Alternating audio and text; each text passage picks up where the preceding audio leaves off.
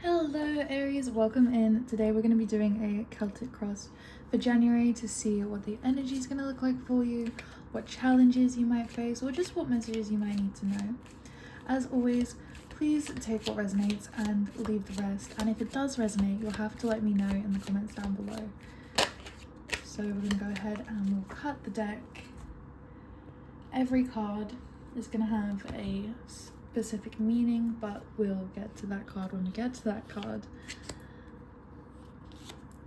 And we will have 11 cards in total for you here.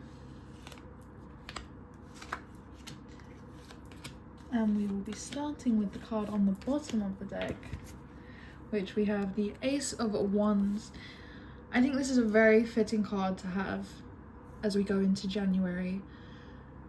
The Ace of Wands is all about new beginnings, and I find that this is the perfect time as a collective of humans in the human race that we like to start new things, try new things out, start new routines, habits, and some of it might not stick, but it's just the energy is so high around you with other people starting things afresh that it just makes you want to do that as well. So I think that's a very fitting energy to have to start the first reading that I'm starting and the first reading that I'm doing here on YouTube for you Aries. So the next card is going to be the present energy. So this is where you are right now, and also the heart of the matter, the heart of the situation. And again, this couldn't be more fitting to go with the Ace of Wands. We have the Sun. The Sun is just a magnificent card. It's all bright and sunshiny, all those great things, you know, those maybe it's moments in movies and books that makes you smile and feel warm inside. Maybe it's starting new habits and having goals that makes you have this fiery energy within you. I think this is a beautiful energy to have at the moment. Whatever it is, it just feels like luck's on your side. Something's moving for you. Your luck is turning. It's just a nice way to start, to have this energy. It's a nice way to start these readings for January. So for what crosses you, the challenge is the Four of Pentacles. The Four of Pentacles is very much about holding on to things, letting go of things. I think, again, I keep saying January is such a fitting time, but I just feel like, again, the energy is so high to start afresh and let go of things.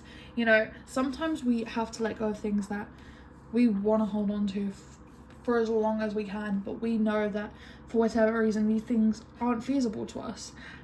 And to have this light at a time where you know that things might change, that things have to be let go, you can't hold on to things forever, you know, making space for new, you have to let go of the old, whether it's by your hand or not. And sometimes that can be a challenge to grapple with mentally and in also your routines and how you go about life, because when we let go of things, sometimes it can be such a monumental shift.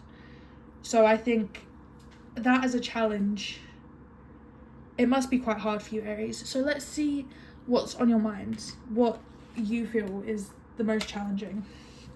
So we have the World here, and the World is, for me, closing chapters, ending cycles, breaking habits, and I'm gonna say it, it's very fitting for January. Letting go of things, again, it's the end of something. It's letting go and ending a chapter. And sometimes, like I said, it's not how we want, but we have to look at silver linings. We have to look at bright sides. We have to look at ways to move on, because that's what we need to do as humans, Aries. We need to find ways to move on, to deal, to cope, because things aren't always going to be easy. And as much as we want tarot to tell us that we're going to have new beginnings and we're going to have sunshiny things, there are difficult times that we go through. And it's just coming to terms with this in your mind and finding whatever way you need to work it out and deal with it, and finding that for yourself. I think that is going to be very beneficial to you at this time. So let's see what's beneath the surface, the root cause, what's going on down here. So we have the Two of Wands. Again, I'm gonna shut up. Two of Wands is all about planning. You have the world in your paw. You can literally do whatever you please. You can put energy into new things. You can the world is your oyster, Aries. If you want to try something new, maybe people have said, that's not really you, I don't see you doing that, give it a try. You know, you get to decide, is this something that you want to put time and energy into? Is this a plan that you want to see work out? You have to decide these things for yourself and make them happen for yourself. You know, you have to be the one to, you can sit there and go, oh, it'd be really nice if I was the type of person that did. Why can't you be the type of person that did XYZ? Why can't you be the type of person that has this hobby or does this habit? You know, why can't you be that type of person? There's this closing a chapter here, there is this ending, there is space for new here. And I think it's just making sure you have a solid plan, because you have learned, Aries, in this past year that you can have a plan, but it's probably not going to work out. It's probably not going to work out. There's going to be some curveball. There's going to be something that derails everything. So having a plan and having a backup plan, I think, is something that you should maybe do this year, Aries. And I'm going to say, Aries, maybe stick to the plan. I know if the first plan goes awry, you can always start the next plan, but it's having the follow through, because we all do it. The first plan doesn't work. It doesn't work out. It ends horribly. It crashes, it burns. And we all kind of just go, well, why would I try again? It didn't work the first. Why not try again? What have you got to lose? That is, I think, an energy that you need to have a bit more of here, Aries. So next we have what's behind you, the immediate past, and we have Chariot. Chariot is full steam ahead energy. Chariot is charging forwards. Chariot is just keeping going, even though sometimes the tank might be running on fumes. And that's a great energy to have every now and then, but I think this is something that you're learning that you don't always need to have. It's all well and good to put your foot on the gas and, you know, fly out the gates, go super fast, hit all your steps 1, 2, 3, 4, but then there comes a time where you burn out, and going fast and hitting the gas only works until the gas tank is empty. And then what are you going to do? How are you going to keep going if you've used all your energy sprinting straight out the gate? I think this is something that you're leaving behind now, Aries, because you're realizing that that kind of energy, it doesn't serve you. It's great to get you going, but in the long run, it's not sustainable. And I think that is where you're realizing that you're kind of falling flat on things here, Aries. And I think leaving that behind is, again, great energy for you, because now we get to see what is in your immediate future. And the immediate future is Six of Pentacles. Six of Pentacles is give and take. Six of Pentacles is charity, helping others out and receiving help back.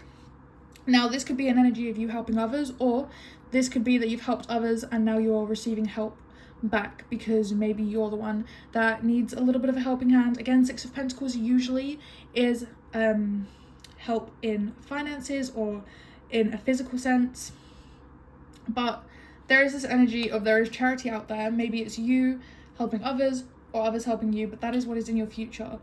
And again, I think if this is something that is going to require a lot of time and giving your time to someone and someone giving time back to you, I think it's very important that you have a plan for when you feel like you're running out of energy to do this thing. I think it's very important that we are using what we've learned and using what we know to help with moving forward. So next we have your attitude towards yourself or this situation. What is your attitude towards this energy? Knight of Cups.